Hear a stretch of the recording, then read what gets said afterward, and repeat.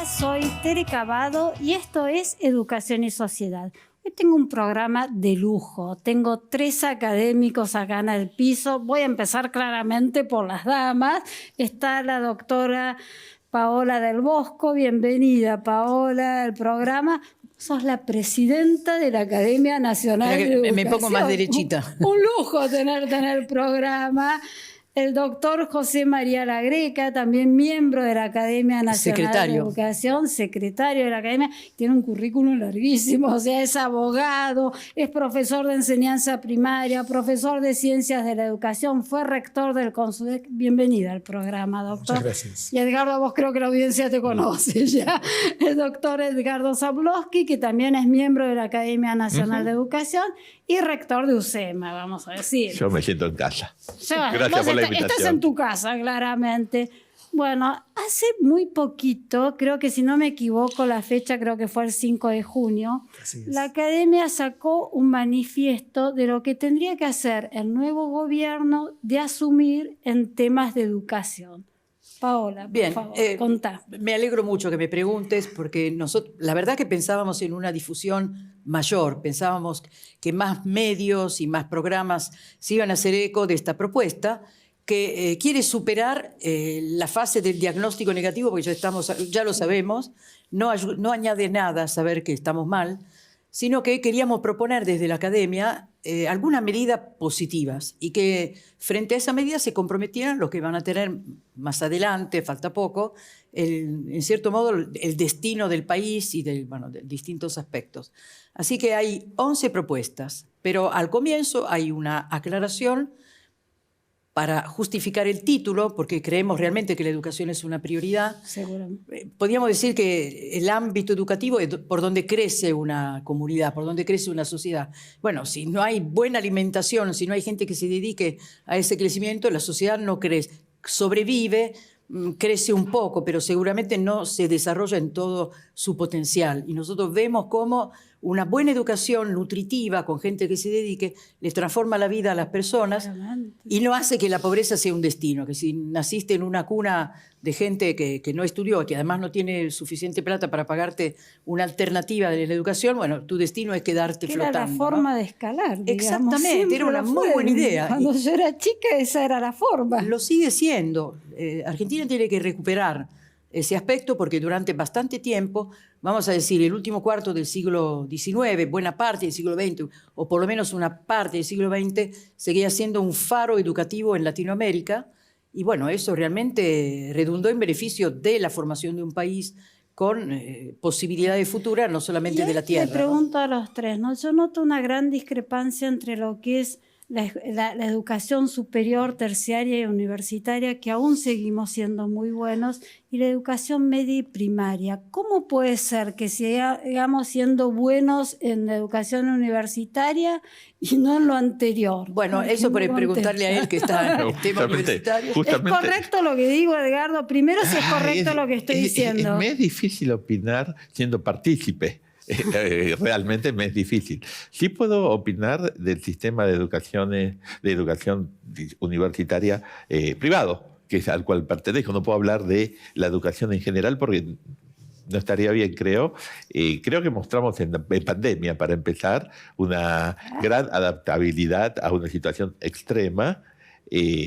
Las universidades privadas en general no pararon y creo que cumplimos un rol social importante y complementario, sin duda, de las universidades públicas nacionales. Ahora bien, ¿por qué pasa lo que pasa a nivel primario y secundario? Que como vos sabés, es mi mundo, porque si bien soy rector de una universidad, escribo básicamente sobre educación obligatoria, hay que ir muy a las bases. Para empezar, llegan chicos, como bien decía Paola, que no están alimentados, y si bien sabemos cómo, no sé, si un chico no se alimentó en sus primeros años de vida, aún si la mamá no tuvo una adecuada alimentación durante la gestación de ese niño, es muy difícil que ese niño tenga un futuro. Esa es la realidad, es horrible decirlo, pero muchas veces uno se pasa hablando de educación para todos, para todas, igualdad de oportunidades y demás, y los chicos se mueren de hambre. Entonces, es bueno, empecemos por el comienzo, que tratemos que los chicos primero estén bien alimentados y que puedan llegar a un colegio y bueno, y luego educarse, ¿no? Ahora, Sí, también hay que doctor, tener en por cuenta favor. que pensemos que en la década del 90 se estableció la obligatoriedad hasta lo que hoy sería un segundo año de secundario, ¿no es cierto? La EGB3, que se llamaba en ese Correcto. momento con la Ley Federal de Educación. Y luego con la Ley de Educación Nacional se estableció la obligatoriedad hasta terminar el secundario. En la década del 90 se produjo el mayor pico de alumnos ingresantes a la escuela secundaria. Entonces, esa mayor cantidad de alumnos no fue acompañada por políticas en todo este recorrido desde los 90 para apuntalar la calidad educativa. Ujú. ¿Sí? Hay más alumnos en las aulas, hay más deserción, ¿sí? Y pensemos que apenas un poco más del 40% de los que ingresan en primer año terminan en tiempo y forma la escuela secundaria. Y Y la aproximadamente, calidad con la que salen, ya lo vemos en las pruebas, aprender, doctor, por ¿y ejemplo. cuántos no terminan? O sea, en nuestro país vivimos con cuánta gente que no ha tenido El secundario. el secundario, más aproximadamente. Que Antes tiene era un ahí una 42% cifra. que sí terminaba, creo que ahora aumentó, estamos cerca del 50%. Sí, Pero en tiempo y forma, En creo tiempo y que- forma no, en tiempo y porque hay forma no Era algunos- pasa de 16%. que terminan termina- después. Claro, un ¿no? número exiguo realmente. Y el otro problema también entonces, hay una masividad de alumnos que no fue acompañada con las estrategias necesarias para apuntalar la calidad de la educación de esa mayor cantidad de chicos. Pero además, acá se suma el tema de la pandemia, el cierre de escuelas, ¿sí? Que ha determinado, ya estábamos en crisis, profundizó la crisis. Y entonces por eso nosotros en la declaración que sacamos en la academia, una de las cosas que pedimos es ocuparse de la alfabetización de los chicos, porque pensemos, en el 2020 los chicos que ingresaron a primer grado, ¿cómo aprendieron a leer y a escribir? Parece que no aprendieron. Por video. No aprendieron. Hay un déficit de aprendizaje. Y la lectoescritura es una cuestión transversal para el resto Claro, de la sí, escolaridad. y para toda la vida. Sí, Digo. entonces, ahí también hay temas importantes por los cuales observamos esta crisis en la escuela secundaria, primaria y secundaria. Claro, Ya. si no seas, perdón, Sí, sí, no, que digo Paula, que si no dale. se hace bien el trabajo, hasta diría en la escuela inicial, entonces este retraso impacta en los niveles sucesivos, ¿no? Y ahora les Y dejo- hago un pequeño pie de página, y aún el número que estamos mencionando de graduados, muchas veces es producto casi de maquillaje, porque se gradúa. Salen con mala calidad. Salen con o sea, directamente, como bien decís, no salen preparados. Los exámenes Pero ahí PISA te lo te muestran. dejo una pregunta picando a los tres. O sea, es como que también, cuando yo era chica, ser profesor, o sea, ser doctor, viste, era mi hijo el doctor, mi hijo el profesor, o sea, la familia estaba orgullosa. Hoy eso no pasa. Y entonces, ¿cómo es la preparación de los profesores y de los maestros? Pero me lo contestan después de la pausa. Ok. Ah, qué difícil. No se muevan de ahí ustedes.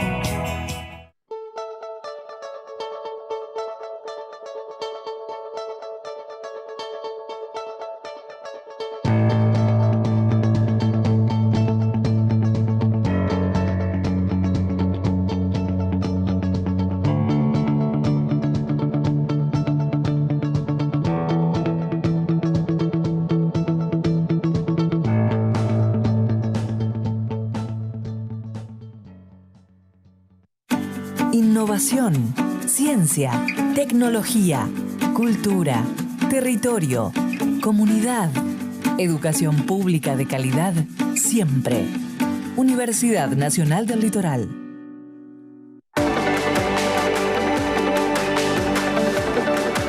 Años construyendo historias. UCASAL, construí tu historia.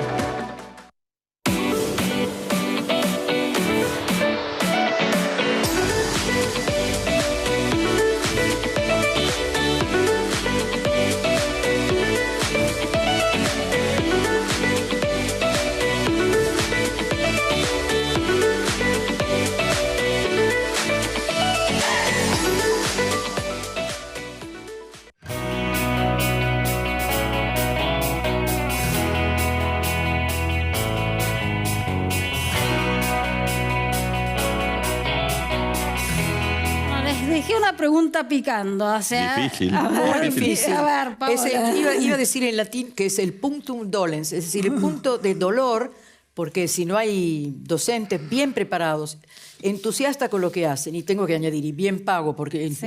es difícil tener entusiasmo si te tienes que llenar de horas de clase simplemente para sobrevivir y no te sobra ni para comprarte un libro. Dan Dicho una esto, clase pensando con qué voy a pagar la luz, o sí. sea, no estás en Bueno, ningún lado. al si final. no se rectifica eso, es muy difícil modificarlo. Sí se hace ocasionalmente. Yo muchas veces doy charlas de capacitación docente y me doy cuenta de que los docentes se entusiasman, porque como hacemos un trabajo rutinario, cuando alguien, no digo yo, el que te venga a preparar, te trae una idea nueva, una manera nueva de presentar las cosas, el primer resultado es que, bien, pruebo esto en el aula, me despierto, se me ocurren otras ideas, y bueno, y el resultado puede empezar a mejorar. Pero evidentemente la formación del docente es una formación continua. Y tenemos la impresión de que en algunos centros de formación docente, en algunos profesorados y algunas escuelas de educación universitarias, de nuevo, vamos con la metáfora del alimento. El alimento no es tan nutritivo, es decir, no reciben suficientemente. Por eso no transmiten entusiasmo, porque uno entusiasma a otro de algo que conoce, no de lo que no conoce. Por eso decían, en De lo que te ciencia hay un apasiona. déficit. Cuando algo Claro, te se apasiona, nota. lo transmitís, Sí, claramente. hay un caso emblemático de esto, de un profesor que lamentablemente falleció en el 2019, se llamaba Daniel Córdoba, y que en una escuela de Salta se dio cuenta que la gente en física no funcionaba, Lo leí. entonces empezó a darle cursos por cuenta de él, ¿no? Un taller los sábados a la mañana, que se llenó de gente y que inclusive fue frenado por la escuela, que no lo veía demasiado bien, no entendía cuál era la finalidad. El resultado de eso es que en un periodo empezaron a entrar muchos estudiantes salteños, nada menos que al Balseiro. Tanto que empezaron a decir, ¿qué sucedió? De repente... Balseiro es una alhaja nuestra, Pero sí, realmente. O sea, no totalmente. le cuento porque no mucha gente tiene por qué saberlo. O sea, y ahora lo llevo a otro tema.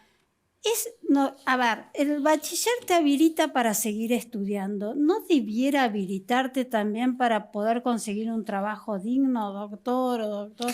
A ver, Porque eso lo hemos es charlado. mucho sacrificio terminar en el secundario para muchas familias. Eso lo hemos charlado en algún otro programa con estructuras distintas que hay en otros países. Básicamente, por ejemplo, el sistema de educación dual alemán, que permite calificar a aquellos estudiantes que desean seguir o no pueden seguir la universidad, porque la realidad es que es voluntarismo puro pretender que todo chico siga la universidad. Hay muchas formas de desarrollarse humanamente y profesionalmente sin seguir la universidad. Sí, claro. Es imposible que Porque toda no una todo el mundo sociedad... puede. No es real. No es real. Entonces es injusto no darle la alternativa laboral y prepararlos, no con un entrenamiento profesional de 3 meses, sino con programas múltiples que puedan optar. Esa es la lógica del dual alemán que en tantos países se sigue durante los últimos 3 años de cursada, por ejemplo, del colegio secundario. ¿Cuál es la diferencia con las prácticas profesionalizantes? Que no son prácticas de 3 meses, sino que son programas de 3 años, que conforme van pasando los años, están más horas en una empresa en particular y menos horas en la institución educativa. Es similar a lo que eran las escuelas técnicas, o sea que... Tiene un toque ¿Qué son? Parecido a las escuelas Tiene técnicas. filosóficamente Yo creo que en un sistema educativo tiene que haber distintas alternativas. Gracias. Correcto. Un menú. Es decir, tenemos que dar alternativas para los chicos que van a seguir en la universidad, chicos que quieren ya salir al mundo del trabajo inmediatamente, y también chicos que quieren ir a la universidad y salir al mundo del trabajo, las dos cosas, ¿no? En la ciudad de Buenos Aires se pusieron en práctica estas prácticas preprofesionales, ¿no? Con la sigla ACAP. No me preguntes qué significa esa sigla porque nadie sabe. Pero bueno, es un programa amplio que comprende en quinto año solamente, 80 horas de prácticas en empresas u organizaciones vinculadas con la orientación que sigue el alumno, porque sabemos que los bachilleratos hoy en día tienen unas 12 orientaciones ahí distintas, ¿no? 12, tantas. Sí. Sí. Y quizá me quedo corto porque Pero, se van pero agregando no en el mismo, algunas, ¿sí? no en el mismo. Y entonces tiene que estar relacionado, supongamos, si es economía de administración, se supone que van a estar en alguna empresa en el área contable haciendo 80 Eso es horas. excelente para ¿sí? mí. Además tienen que tener una formación especial, algún curso de economía financiera, educación financiera. ¿Sí? y habilidades para el mundo del trabajo, habilidades blandas para el mundo del trabajo. Todo esto se desarrolla en el horario escolar. O sea que los chicos, es decir, en esos momentos no estarían en la escuela, sino que están en las empresas. Viendo el mundo real. Se tiene, claro, y lo que no ven en la escuela en esas horas, de alguna manera tiene que llegarles. La pandemia también, una de las cosas positivas es que se incorporaron las tecnologías digitales, ¿sí? Y esto ha hecho que ciertos contenidos que son de fácil acceso de una manera autónoma, los profesores les puedan preparar en alguna plataforma los recursos y las actividades para que los chicos puedan acceder a ese conocimiento. Entonces, este es un plan que se desarrolla en la ciudad de Buenos Aires. Sé que en algunas provincias también se está haciendo. Y por otra parte, ya hace unos cuantos años hay un decreto del Poder Ejecutivo, esto es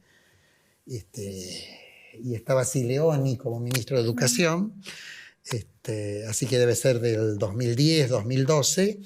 Es un decreto del Poder Ejecutivo que habilita a las escuelas secundarias a realizar prácticas preprofesionales en empresas. A mí me parece espectacular eso, porque después Ahora, si sos bueno, hay algo- la empresa también te capta. Sí, pero hay algo importante acá, que no todas las empresas se abren a eso. Listo, yo iba a añadir Entonces, eso. se necesita también desde la política educativa y de la política gubernamental en general que haya ciertos incentivos para las empresas para poder abrir sus puertas a los alumnos de la escuela secundaria. Volvemos al caso alemán, ahí hay incentivos fiscales importantes Claro. para las empresas y algo que no es menor, eso está consensuado, apoyado por todos los gremios en Alemania. Eso es fundamental. Aquí hubo una oposición de entrada. Iba a hablar de eso. Exacto, Claro. por empleo encubierto. Claro, Pero empleo sí, lo encubierto, que la idea de explotación de la Sí, se armó un niñez lío o qué sé yo. bárbaro, me Exacto. acuerdo. Y si uno sí. pregunta de cerca, primero no encuentran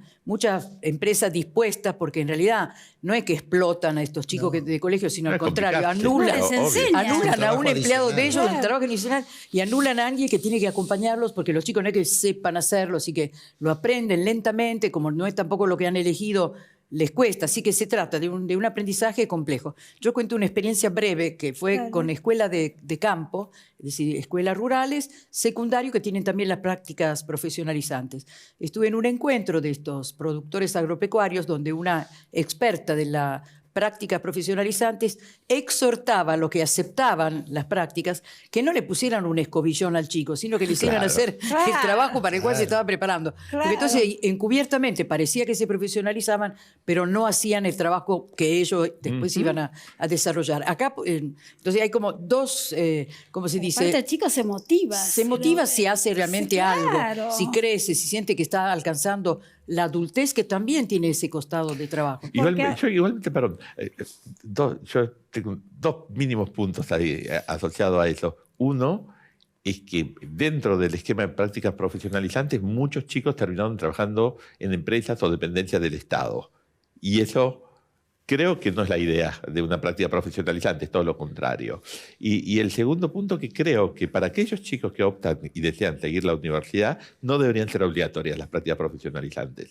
¿Están de acuerdo? A ver, no.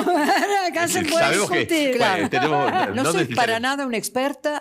Cuando escuché el otro día justamente de la Audemars Stiftung que hablaba del sistema dual, me llamó la atención que dijera que antes no tenían acceso a la universidad, pero ahora aparentemente Sí, lo entiendo. Entonces, que no haya exclusión, No, que más vale. sea perfecto. No, mi punto es al revés, que no sea obligatorio para aquellos chicos que deciden ir a la universidad a invertir su prácticas. tiempo en la práctica profesionalizante, pues yo prefiero que estén estudiando algo asociado a sus estudios superiores, es sacarle el claro. tiempo. Saltando las diferencias, la misma lógica del CBC, que para muchos chicos es perder un año directamente. Sí.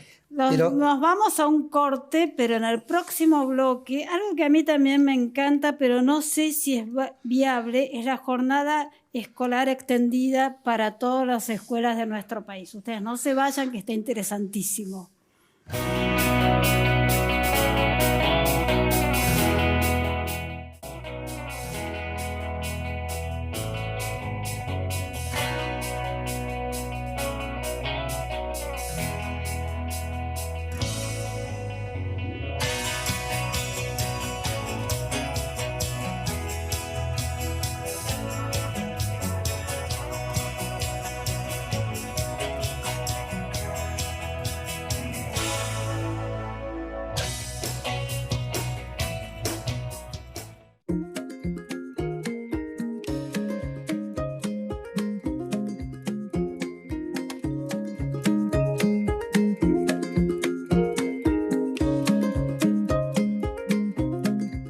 Universidad de Concepción del Uruguay.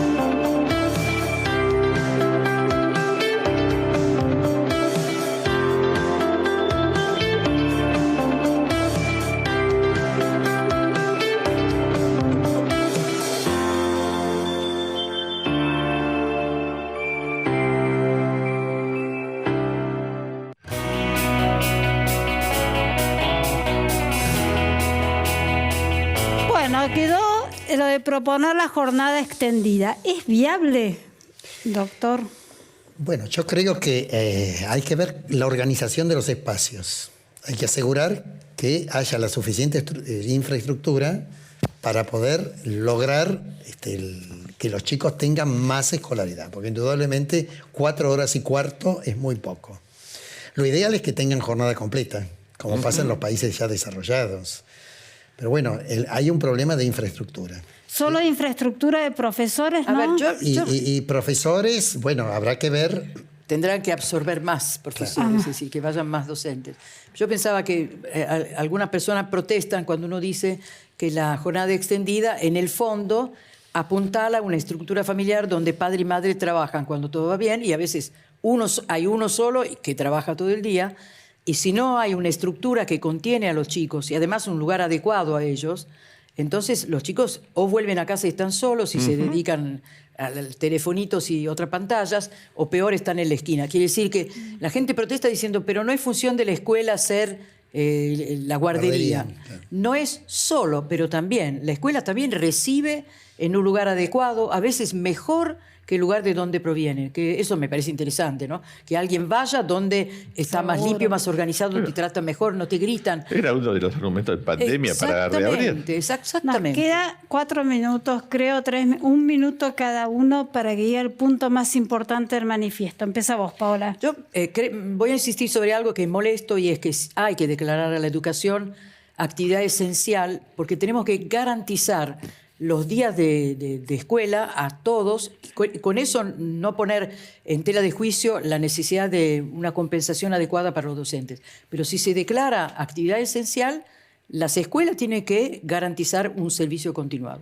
Doctor. Yo creo que uno de los puntos importantes que hemos tratado es la formación docente, ¿sí? Porque tenemos que fortalecer la formación, incorporar las tecnologías digitales.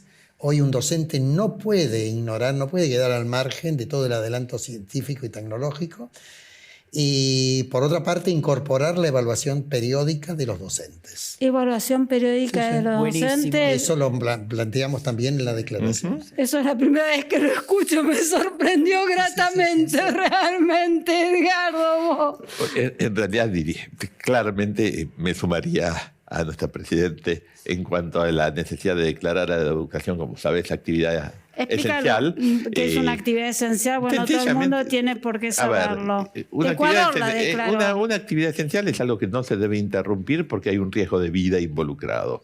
Mi posición siempre en esto ha sido que sí hay un riesgo de vida, porque, por ejemplo, si un servicio médico de emergencia se interrumpe, si la policía se interrumpe, hay un riesgo objetivo de vida. Pero si los chicos no van al colegio, siempre pongo el ejemplo de lo que pasó los 100 días de paro docente en la provincia de Santa Cruz, luego la pandemia. Bueno, esos chicos, la resiliencia que han mostrado es increíble, pero ¿qué vida van a tener? ¿Qué es vivir? Vivir no es nada más comer. Vivir es tener una oportunidad de, de participar de este planeta, hacerlo mejor, tener una familia, de un montón de cosas. Bueno, esos chicos claramente no tienen las mismas oportunidades que un chico que tiene otro acceso a la educación. Por ende, que la educación sea una actividad esencial limitaría la posibilidad de interrumpir el servicio que hay que darle a esos chicos. De sobremanera a los que menos tienen, a los que menos posibilidades tienen, que son siempre los más perjudicados. Me quedan 30 segundos más. Yo les voy a decir que se habla siempre de la educación como el órgano que incluye también. Entonces, cuando se bajan los niveles para incluir, se comete un fraude. Porque la inclusión implica que vos elevás a lo que entra. La metáfora es alguien que hace un instrumento musical. Es decir, los chicos entran, son un instrumento musical, lo tenés que afinar para que suene lo mejor posible. No así nomás. La verdadera inclusión implica el esfuerzo por crecer. Te pones al lado para que puedan crecer todo lo que da. La verdad, mi sincero agradecimiento a los 13 que son personas ocupadísimas.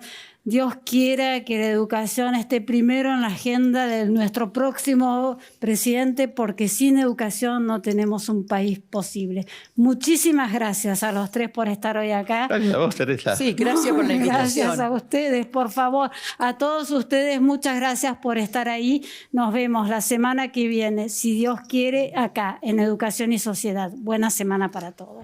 Gracias.